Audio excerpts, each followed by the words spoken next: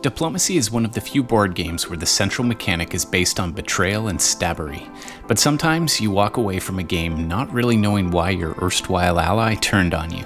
Today, I'm going to take you through 14 reasons why you got stabbed, and also suggest some strategies to avoid this cursed fate. This is Legendary Tactics.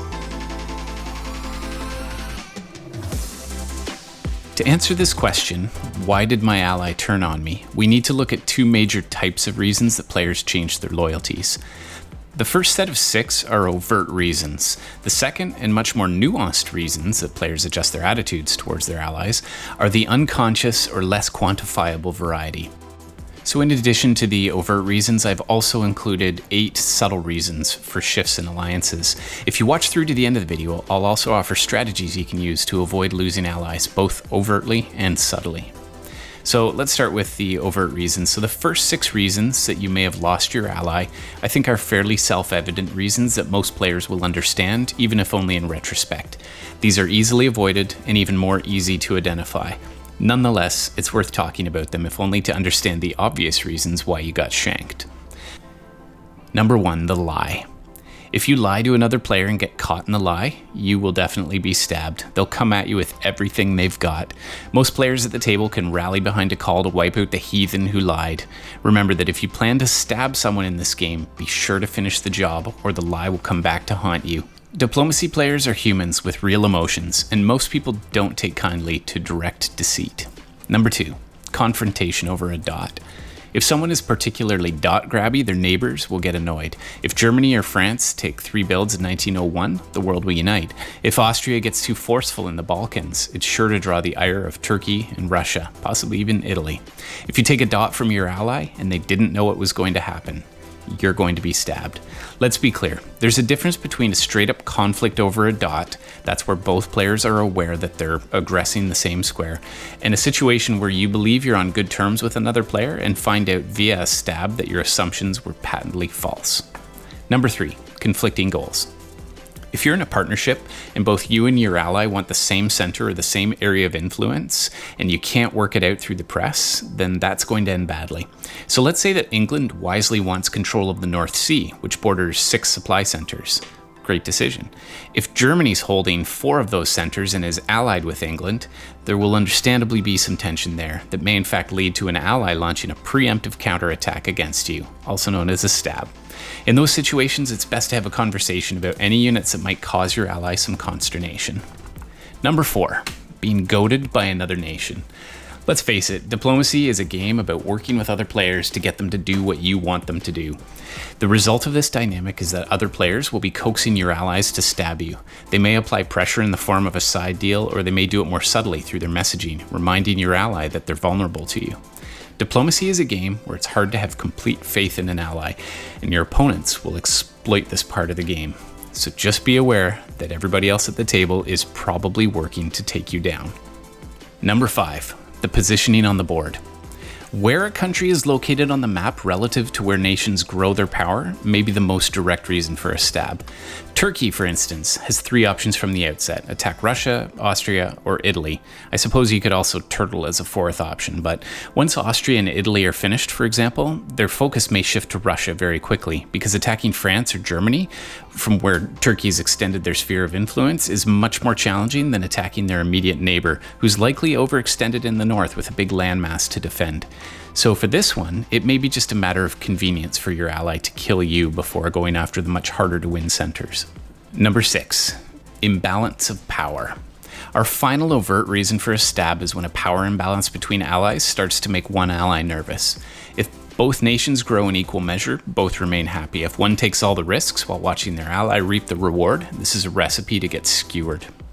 Just before we shift into the next set of reasons why you got stabbed, if you're getting value from this video, please join our channel by subscribing, liking the video, sharing it with your friends. It really helps us grow, and we really appreciate it. Let's shift now to the more subtle or unconscious reasons that players break with their allies. Number 7, language patterns. When you tell your opponents your moveset, they have the ability to then use that information against you. But if you don't tell them, then you risk them getting suspicious by omission. So how do you balance this act? Let's say that your ally prods you for information. Hey, who are you going after next? Or where's your next build coming from? How do you reply? Part of what makes this game so great is that it operates on another deeper level. And that level is an unconscious level. Sometimes you may not reply at all. Sometimes you may frame your answer in a way that guides them towards what you want them to think without actually saying it. But some diplomacy players are very intuitive, and they can't quite say why they knew a stab was coming, but they predicted it accurately and they prevented it from working. And I think a lot of this comes from language and the patterns of language. And how your language patterns change can be an important tool in predicting a stab. Most players have a really hard time continuing with the same tone of writing with an ally when they know they're going to stab the person, and unconsciously that comes through in their writing. And conversely, if your language patterns or frequency changes, your allies may intuitively suspect that something is up. So check out the thesis by Vlad Nicolay from Cornell University titled Linguistic Harbingers of Betrayal. And it looks at semantic and syntactic shifts that are often the precursors of a stab. But really pay attention to how you're communicating with others in order to not tip your hat too much, or they may preemptively stab you. Number 8, weakness. Who do you want to work with on the board? And who do you want working with you? Do you want the best tactical player on the board, or do you want the worst? I think the answer to this is neither. If you're with the best player at the table, that will really work well until they decide to turn on you. To win this game, they're going to have to turn. Conversely, having the worst tactical player in the game or just an unreliable ally could be problematic because they might misorder a unit either on purpose or by accident, which could result in your opponents breaking through. When I see an ally who clearly has no idea what they're doing, or if they write boneheaded orders, I see an opportunity to take advantage of their lack of tactical acumen. I know, call me an awful person, but it's part of the game, and you need to take advantage of other people's weaknesses. It's important to reframe how you think about your allies in this game. No one is truly an ally. They're more like temporary friends helping each other to survive for a period of time until they can accomplish the goals they want. So if your temporary friend is indecisive, if they don't coordinate with you, or if they're excessively pliable, that could actually be a real liability to you. If they're perceived to be vulnerable, then everyone on the board will take note and the knives will come out. So weakness is one of the definite reasons that people may have stabbed you. Number 9, opportunity is the next reason people may turn on you. This one takes a few different forms. If you're a sucker who likes to make friends and play nicely with everyone for fear of reprisal, you need to be keenly aware that players may use you. They may pretend to be your friend to get you to let your guard down and turn your back so they can eat you for breakfast. So if you have a so-called ally, ask yourself, what have they done to actually better your position on the board? Anything? Or have they just given you honeyed words and empty promises? Pay attention to that. If you leave your back door completely wide open to your ally, it's rather like leaving your wallet in your jacket pocket on the coat rack at church during the service. Will people steal the wallet, even though they're theoretically there for moral and ethical reasons? I asked this question to a minister once, and the response he gave me was, why would you tempt them unnecessarily? Why give them the chance to do wrong? So the lesson here is to not make it easy for your allies to stab you, and to keep your wallet in your pants pocket during the church service. Number 10, unit configuration and builds. Certain units pose threats in certain locations, whereas others do not. For new players, this can be a little hard to predict, but sometimes building a fleet in this particular spot will really annoy one of your opponents. So for example, if England lands a fleet in Norway, it sends a very different message to Russia than sending an army, because the army can flank around. Conversely, if Russia builds a navy on St. Petersburg north coast, England will notice, whereas if they build it on the south coast, Germany can't fail to get the message. So really pay attention to where and what you build. Think about how Austria will feel about Russia if a navy unit is sitting in Romania, as opposed to an army sitting there. The army can attack inland. The navy isn't a threat. With an army, Austria will be constantly wary of an attempt on their centers, and there will be a tension there. But that navy there means that those inland attack fears dissipate. So think of the same situation from Russia's perspective. That navy may now feel somewhat vulnerable to an Austrian attack, and it can't really do much about it. So considering both perspectives and how two sides view your unit configuration can help you to assuage your fears, and it can help you to communicate with your opponent where there might be a different intention on your side than they believe you have. Let Russia know that you appreciate their alliance and their willingness to set up a neutral border. Offer to get them more strategically sound dots in exchange for Romania so that their fears of you taking it will evaporate. Number 11, silence. If you failed to message your ally or to respond to a message, you're still sending a message. Most players will assume that you've turned on them if you stop communicating suddenly. It's one way that some players avoid having to lie to their allies. If your ally's gone dark on you, there's likely something fishy afoot. I mean, they'll come up with all sorts of excuses the next day with a litany of reasons why they didn't respond. But what's to stop that ally from ghosting you in future turns with similar excuses? Players who put in the effort to communicate are often favored allies over ones who don't bother. Number 12, conflicting messaging.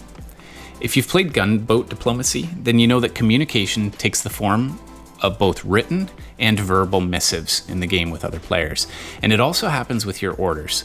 So if there's a conflict between what you're telling a player and what your units are actually doing on the board, that's going to sow mistrust between you. So in the end, I suppose honesty is the best policy. Do what you say you're doing and you'll be fine. Number 13, the grudge. I can't believe there's so many reasons that people stab each other, but there really are, and this is a really important part of the game. So this is the grudge. This is perhaps the cheesiest of all reasons to get stabbed, but sometimes if you've played against people before, or even if you have a reputation as a strong player when you're playing against unknown players, your allies may just take you out to eliminate the threat, or because they're holding a grudge from a previous game where you wronged them, you may not even remember what you did. But there's not much you can do against this play, and it should be noted that diplomacy is a game that should hit the reset button between games. You shouldn't carry over those sentiments from game to game. But unfortunately, human emotion and memory sometimes overrides better judgment, so you just can't win them all. Number 14, being annoying. I saved this one to the end because it's also the hardest to accept. Some players just don't get along, and it could be your fault. Have you sent a 3-page message telling a player what orders they need to put in when they've been only sending you 1 or 2 sentence missives? Have you refused to be reasonable with a request? Are you being stubborn, selfish, or abrasive? Have you set your course in a particular direction and you don't really want to change course for any reason? You may not even know that you're being abrasive, but if you take a step back and really take a close look at the press you're receiving, the language they're using and the tone of the writing, from that you can distill a lot about how others view you. Don't be annoying. Likeable players will survive much longer than players who are too pushy or demanding. So I told you at the start of the video that if you hung around, I would talk to you about how to avoid the stab. So let's go through some of those reasons. Number 1, communicate. Be open and honest. That lets players not only trust you in this game, but also in other potential games they play with you in the future. Nietzsche once said, "I'm not upset that you lied to me. I'm upset that from now on, I can't believe you." This is how diplomacy goes. A lie may win you a temporary advantage, but it'll lose you a long-term opportunity.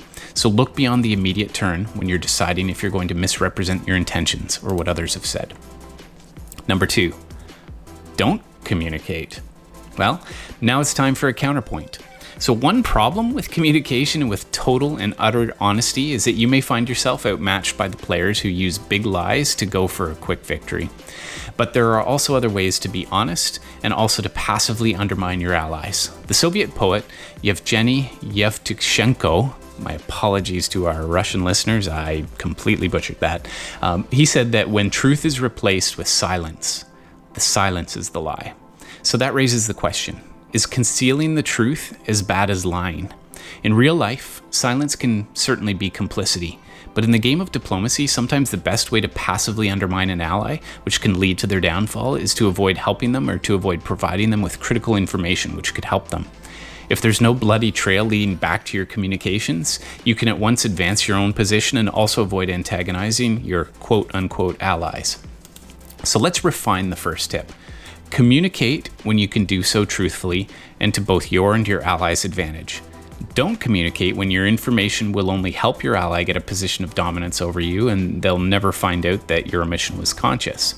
But above all, remember that loose lips sink ships. If your ally knows they can stab you successfully because you've leaked your full orders to them, they'll take that opportunity. Give them the information they need to know, but nothing more than that. The third way to avoid being stabbed is to communicate. What you communicate matters. Ask if your ally has a preference for where you go or what you build, if it doesn't matter to you. Think about how your ally might perceive your build. Your intention is sometimes hard for them to know, so let your allies know how you're helping them and that you're aware of their need to grow at the same pace you're growing. If they have nowhere else to go but through you, that alliance will dissolve quickly. Number 4. Have I mentioned communication yet?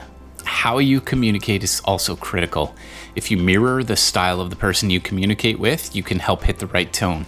And using the right words and timing them to hit when you know they will land on open ears is critical. If the player is someone who checks their mail right up until the last minute, then you know you can use the last half hour to send messages. Are they in a different time zone that might affect or impact when they receive the message? Are you working on a joint play that might require some more coordination and thus more frequent communiques? Be aware of these nuances of how you communicate to drastically improve your effectiveness as a communicator. After all, betrayals are generally orchestrated through language in this game. If this kind of analysis is interesting to you, please check out the video I made where I score each opponent on a DEFCON scale in the Media Wars 2 game to predict where stabs might come from. There's a card in the top right corner here. Number 5. Okay, I'll switch this time. Exercise caution. Play strong. Don't drop your guard. Even if it's only a skeleton crew on duty, don't leave yourself wide open. Number 6. This one's actually about selective communication. So one approach I use is to selectively share information with different players. And that information, if it leaks to my opponents, then I'll know exactly where it came from, and consequently who I can't trust or which alliances have formed. This helps to inform who I extend more trust to and who I don't. In the end, it's a sneaky way to determine where you might expect a stab from. Final thoughts. Diplomacy is a complex game, and there are a plethora of ways that you can be betrayed. But what makes this game really shine is that there are ways to drastically reduce the odds of all these stabs happening to you. Being aware of them is the first step. Diffusing them is up to you. Best of luck. If this video has helped you improve your diplomacy game, please help our channel out by stabbing the subscribe button. We've got a raft of other diplomacy content for both new and experienced players. Click on the playlist to get the works. Thanks so much for your time, and come again when you can stay a little longer.